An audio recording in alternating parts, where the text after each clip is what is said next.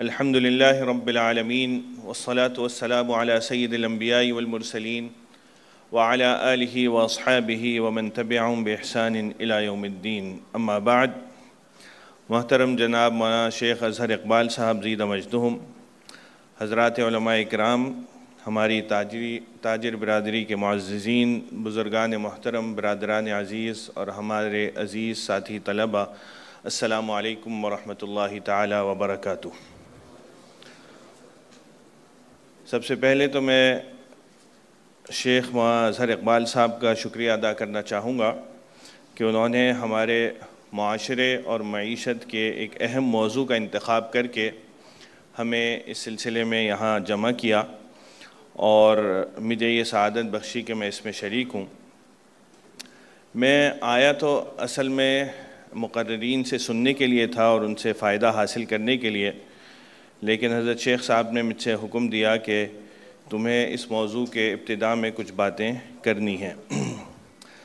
تو وہی چند باتیں میں آپ کے سامنے عرض کروں گا۔ اللہ تعالیٰ صحیح نیت کے ساتھ صحیح بات کہنے کی توفیق عطا فرمائیں، اس کو ہمارے لیے فائدہ مند بھی بنائیں۔ میرے پاس کل 10 منٹ کا وقت ہے اور میں انشاءاللہ کوشش کروں گا کہ اپنی بات اسی مقررہ وقت میں مکمل کر لوں۔ بنیادی ہمارا جو موضوع ہے آج وہ یہ کہ سرمایہ شیئرز میں سرمایہ لگانا یا انویسٹ کرنا حلال ہے کہ نہیں۔ اس موضوع پر کیونکہ گفتگو کی ابتدا ہو رہی ہے اور ہمارے کچھ طلبہ ساتھی بھی یہاں موجود ہیں، تو میں اختصار کے ساتھ شیئرز اور اسٹاک مارکیٹ کی تعریف پہلے بیان کروں گا اور اس کے بعد پھر اس موضوع پر آؤں گا۔ بہت سارے لوگ اس سے ضرور واقفیت رکھتے ہوں گے، لیکن ریمائنڈر کے طور پر اس کو دوبارہ ذکر کرتا ہوں۔ جب بھی کوئی کمپنی کام کرنے کے لیے وجود میں آتی ہے اور آنے کے لیے اپنا سرمایہ کاری کرتی ہے، تو قانونی طور پر اس کو یہ اختیار ہوتا ہے کہ اس کے مالکان اپنے سرمایے کے ساتھ عوام الناس کے سرمایے کو بھی اس میں لگانا اگر چاہیں اور ان سرمایے کے ذریعے سے ان کو اپنا شریک اور پارٹنر بنانا چاہیں تو وہ ایسا کر سکتے ہیں۔ لہٰذا جب کوئی اس میں سرمایہ کاری کرتا ہے تو کمپنی اس حصے دار کو ایک سرٹیفکیٹ جاری کرتی ہے اور اس شخص کو کمپنی کا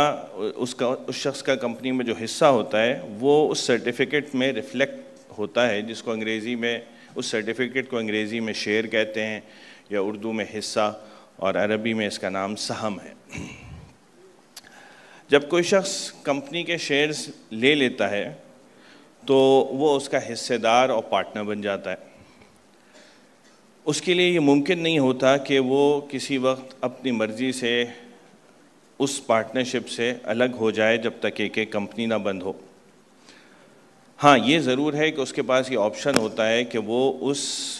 کو لیکویڈیٹ کر دے، اس کو کیش یا نقد میں تبدیل کر دے۔ اس کام کے لیے ایک بازار کی ضرورت ہے جس کو بازار حصص یا اسٹاک مارکیٹ کہتے ہیں۔ کسی بھی کمپنی کے شیئرز کو شریعہ کمپلائنٹ ہونے یا حلال طریقے سے اس کے حلال ہونے کے لیے ریکوائرمنٹس کیا ہیں، میں مختصراً اور بنیادی چند باتیں آپ کے سامنے عرض کروں گا۔ پہلی چیز تو یہ ہے کہ اس کا بنیادی کاروبار حلال ہو۔ سب سے پہلی شرط ہے یہ کہ وہ کوئی ایسا کام نہ کرتی ہو جس کو شریعت نے ممنوع قرار دیا ہو۔ مثلاً خدا نخواستہ وہ کوئی شراب کا کام کرے یا کوئی سودی کاروبار شروع کرے یا کوئی جوا خانہ، اس قسم کے اگر کوئی کاروبار کر رہا ہے تو ظاہر سی بات ہے یہ حلال نہیں ہے۔ تو سب سے پہلی ریکوائرمنٹ یہ ہونی چاہیے کہ وہ حلال کام کرتا ہو، اور یہ حلال کا ہونا انتہائی ضروری ہے۔ خود قرآن کریم نے اللہ تعالیٰ نے حلال کے اوپر جو آیت نازل فرمائی ہے مختلف جگہوں پر ذکر کیا ہے، اس میں سے ایک آیت ہے کہ یا ایھا الناس کلوا مما فی الارض حلالا طیبا، کہ اے لوگوں تم زمین کے حلال اور پاکیزہ چیزوں میں سے کھاؤ۔ مفسرین فرماتے ہیں یہاں پر اللہ تعالیٰ نے یا ایھا الذین آمنوا نہیں فرمایا، یعنی صرف ایمان والوں کو خطاب نہیں کیا، بلکہ جملہ افراد اور تمام انسانوں کو خطاب کیا ہے کہ سب کے اوپر یہ ذمہ داری ہے کہ وہ حلال کمائیں اور حلال کھائیں۔ یہ نہیں ہے کہ صرف مسلمانوں کو یہ خطاب کیا گیا ہے، بلکہ اس کا خطاب تمام انسانوں کو کیا گیا ہے۔ بعض دفعہ یہ سمجھا جاتا ہے کہ کوئی بھی محنت کا کام کر لیا جائے اور اس کے عوض میں جو ہمیں پیسے ملیں وہ حلال ہے۔ یہ سوچ اور یہ اپروچ بالکل بھی درست نہیں ہے۔ کسی بھی کام کو کرنے سے پہلے ہماری یہ ذمہ داری بنتی ہے کہ ہم اس کو یہ دیکھیں کہ شریعت کے نگاہ میں وہ قابل قبول ہے کہ نہیں، حلال ہے کہ نہیں۔ خود آپ علیہ السلام کی جو حدیث ہے طلب کسب الحلال فریضۃ بعد الفریضہ، اس میں آپ علیہ السلام یہ فرما رہے ہیں کہ حلال روزی کمانا، صرف روزی کمانا نہیں فرمایا بلکہ حلال روزی کمانا فرمایا ہے۔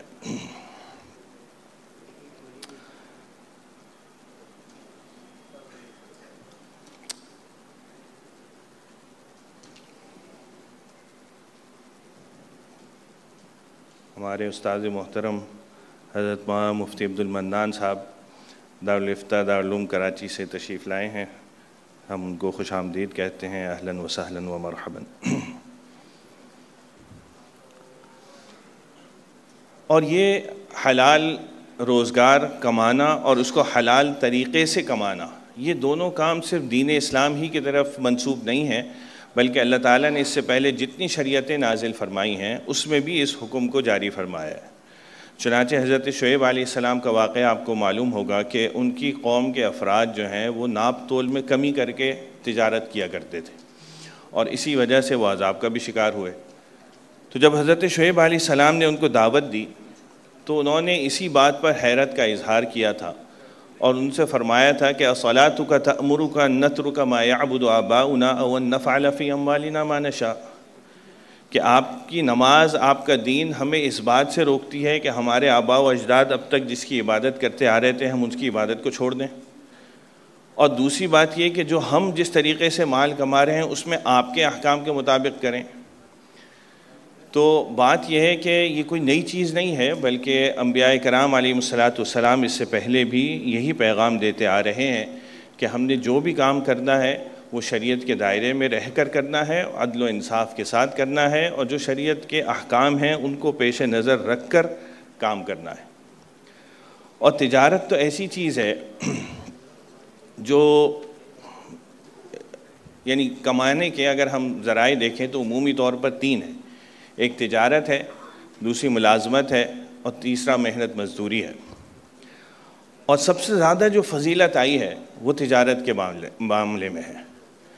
آپ علیہ السلام کی حدیث ہے کہ التاجر الصدوق الامین مع النبیین والصدیقین والشہداء، او کما قال علیہ السلام۔ اور میں یہ سمجھتا ہوں کہ یہاں پر آپ علیہ السلام نے ہمیں ایسا شارٹ کٹ دے دیا ہے جس کی بنیاد پر ہم آخرت میں انبیاء اکرام علیہ السلام کے ساتھ ہمارا حشر ہو سکتا ہے بحیثیت تاجر۔ کیونکہ کوئی بھی انسان اپنے اعمال سے یہ تصور لے کر نہیں جا سکتا کہ وہ اس کے اعمال کتنے ہی اچھے ہوں کہ اس کا حشر میدان حشر میں انبیاء اکرام علیہ السلام کے ساتھ ہوگا۔ لیکن آپ علیہ السلام فرما رہے ہیں کہ اگر تجارت کرے گا، کاروبار کرے گا دو صفات کے ساتھ، ایک سچائی اور دوسری دیانت، امانت داری کے ساتھ، ان دو صفات کا جو حامل شخص ہوگا قیامت کے دن اس کا حشر انبیاء اکرام، صدیقین اور شہداء کے ساتھ ہوگا۔ تو دین اسلام بنیادی طور پر ہمیں یہ پیغام دیتا ہے کہ ہمیں سچائی اور امانت داری کے ساتھ اور اللہ تعالیٰ کے احکام کے مطابق کاروبار کرنا ہے، اور اس کو پیش نظر رکھتے ہوئے اپنا کاروبار کرنا ہوگا۔ تو لہٰذا سب سے پہلے تو یہ دیکھا جائے گا کہ جس کے ہم شیئرز لے رہے ہیں وہ بنیادی طور پر کاروبار بھی حلال کرتا ہو اور اس کا کام درست ہو۔ لہٰذا جب کوئی شیئرز لے رہا ہوگا، دوسری بات جو ہے اس میں ہمیں یہ دیکھنے کی ہوگی، جب بھی کوئی کمپنی اپنا کام شروع کرتی ہے تو ظاہر سی بات ہے اس پہ سرمایہ لگاتی ہے۔ تو دوسری بات دیکھنے کی ضرورت یہ ہے کہ اس سرمایہ یہ لیکوڈ فارم میں موجود ہے یا اس کو ایسٹ میں بھی کنورٹ کیا گیا ہے۔ اگر تو وہ ایسٹ فارم میں ہوا ہے تو پھر تو اس شیئر کو کمی بیشی کے ساتھ بھی لینا درست ہوگا، لیکن اگر وہ صرف لیکوڈ میں ہے یا ابھی منصوبہ بندی کے تحت ہے تو پھر اس جو شیئر کی فیس ویلیو ہے اس کی کمی یا زیادتی کے بغیر اس کو لینا درست نہیں ہوگا۔ ایک شرط بنیادی اس میں یہ بھی ہے کہ اس کمپنی نے شیئر ہولڈر کے لیے نفع نقصان دونوں کا آپشن رکھا ہو، اپنے حصے کے مطابق وہ نقصان میں بھی شریک ہو اور اپنے حصے کے مطابق وہ نفع میں بھی شریک ہو۔ یہ نہ ہو کہ ان کے لیے مخصوص نفع مخصوص کر دیا جائے اور وہ ہر حال میں نفع کے مستحق ٹھہریں، چاہے کمپنی کو اس میں لاس بھی ہو رہا ہو۔ جب کمپنی کام کرتی ہے تو مختلف امور میں وہ مبتلا ہوتی ہے، اور یہ بھی ہو سکتا ہے کہ وہ کسی نان شریعہ کمپلائنٹ ایکٹیویٹی میں بھی ملوث ہو جائے۔ مثلاً کسی کے پاس کیش رکھا ہوا ہے اور وہ کسی کنونشنل بینک کی سیونگ اکاؤنٹ میں اگر رکھوا دے تو اس سے آنے والا جو نفع ہوگا وہ ظاہر سی بات ہے سود پر مشتمل ہونے کی وجہ سے حلال نہیں ہوگا۔ تو اگر کسی کمپنی نے اس قسم کی ٹرانزیکشنز کی ہوئی ہیں تو دیکھنے کی ضرورت یہ ہوگی کہ وہ نان شریعہ کمپلائنٹ انکم 5% سے زیادہ نہ ہو، اس کی بیلنس شیٹ پہ 5% سے زیادہ اس کی انکم نہ ہو، ورنہ اس کے شیئرز کا لینا بھی درست نہیں ہوگا۔ اور یہ جو 5% کی انکم ہے، یہ جب کسی کو اس کا ڈیویڈنڈ یا نفع ملے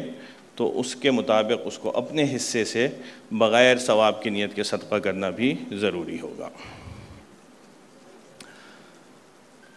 کمپنی جہاں ایک طرف کسی نان شریعہ کمپلائنٹ ایکٹیویٹی میں اس طرح بھی ملوث ہو سکتی ہے کہ وہ کہیں پیسے رکھوائے، اسی طرح اگر انہوں نے کوئی سودی قرضے لے رکھے ہیں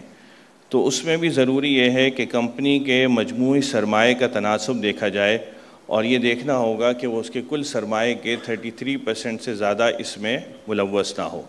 اگر یہ وہ ہے تو پھر اس صورت میں بھی اس کے شیئرز کو لینا درست نہیں ہوگا۔ خلاصہ یہ کہ بنیادی طور پر 4 باتوں کا ہمیں اہتمام کرنا ہے۔ سب سے پہلی چیز یہ کہ اس کا کاروبار حلال ہو، دوسری چیز یہ کہ اس نے پروفٹ اینڈ لاس میں اسپیسیفیکیشن صرف پروفٹ کی نہ کر رکھی ہو بلکہ پروفٹ اینڈ لاس دونوں میں شیئرنگ کر رکھی ہو۔ تیسرا یہ کہ اگر کوئی اس کی حرام انکم ہو تو وہ 5% سے زیادہ نہ ہو، اور چوتھی بنیادی بات یہ کہ اگر اس نے کوئی کنونشنل لون لیے ہوئے ہیں تو اس کی مقدار اس کی کل سرمائے سے 33% سے زیادہ نہ ہو۔ یہ بنیادی وہ چیزیں ہیں جس کا ہمیں خیال رکھنا ضروری ہوتا ہے شیئرز کے دوران میں، تاکہ ہم یہ دیکھیں کہ وہ شریعہ کمپلائنٹ ہیں۔ میرا ٹائم کیونکہ پورا ہو گیا ہے اور کچھ باتیں دوسرے حضرات سے بھی انہوں نے کہا تھا کہ ہیں آپ بنیادی باتیں بتائیں، تو یہ میری بنیادی باتیں تھیں جس کا ابتدائی طور پر سب سے پہلے جو ہم کسی بھی شیئرز کو لیتے ہوئے خیال کرنے کی ضرورت ہے وہ یہ ہے۔ اللہ تعالی ہمیں صحیح بات سمجھنے کی اور اس کے مطابق عمل کرنے کی توفیق عطا فرمائے۔ وآخر دعوانا ان الحمدللہ رب العالمین۔